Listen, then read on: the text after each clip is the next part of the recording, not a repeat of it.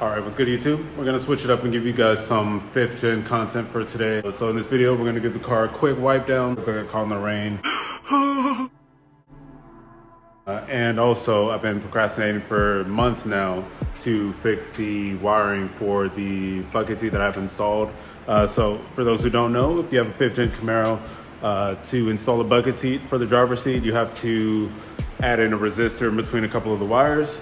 So in this video, we're going to show you how to do that for those who don't know. I don't know if there's any YouTube videos on that already. So if not, we'll have one now. Enjoy the video. Peace.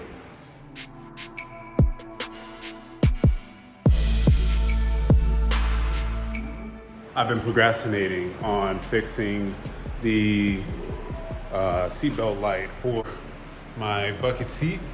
So we're gonna go ahead and actually fix that. So when I first did the wiring for it, I was lazy and I didn't solder in the resistor, which is what's needed. But we'll go over that here in a second.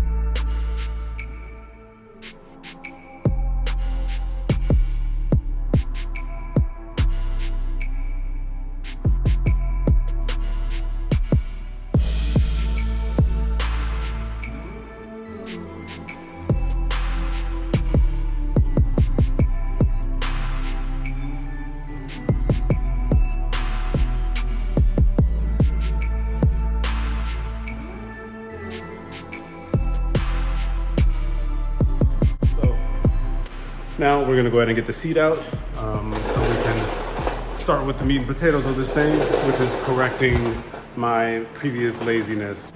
For those who have a 5th gen, if you wanted to put a bucket seat in your car or race seat, whatever, you have to bypass like the seat sensor, I believe it is what it is. And so to bypass that, all it is putting a resistor in between the wiring. And so my car, it's a fully loaded 2SS, SS, 1LE.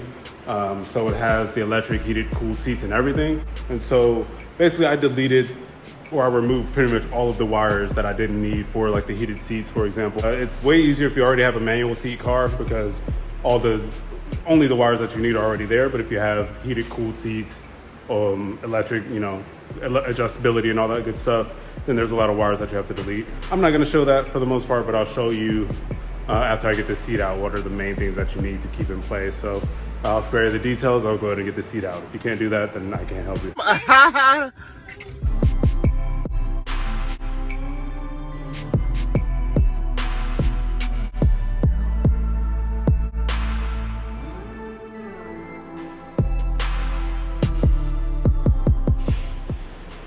All right, so we got the seat out.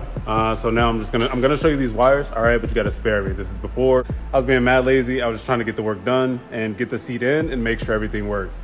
So spare me. I know this shit is lazy as hell, but I'm gonna show you the wires that you need to have in place to get the seat in and without any lights. So these are for the seatbelt and the sensor. So the blue and the brown and white wires are both the ones that go directly to the seatbelt, and then the green one is to like the sensor for the timing of the seatbelt. And after that, that's literally pretty much it. Everything else you can have cut and blocked off. The only two for the seatbelt sensor specifically for the light in the dash, what you'll need to do is have the yellow and black and the brown wires with the resistor in between. So you can see I literally just tied them together, being lazy. The resistors that I've used, or the ones that I used before and that I'm gonna reuse now again, are 3.3 ohms, 5%, whatever. So I just got those off of Amazon, I'm pretty sure. And they work for the most part. I think the reason the light started coming back on for me is just this shitty wiring that I had done. So I'm gonna go ahead and wire or solder that in this time and hope for a better lasting result. After that, that's pretty much all you need to do. The seat's gonna be in, there's not gonna be any lights on the dashboard. The car is just gonna assume that you're in there. I think that's how that resistor works. So yeah, I'm gonna go ahead and solder this in and I'll let you know if all is well.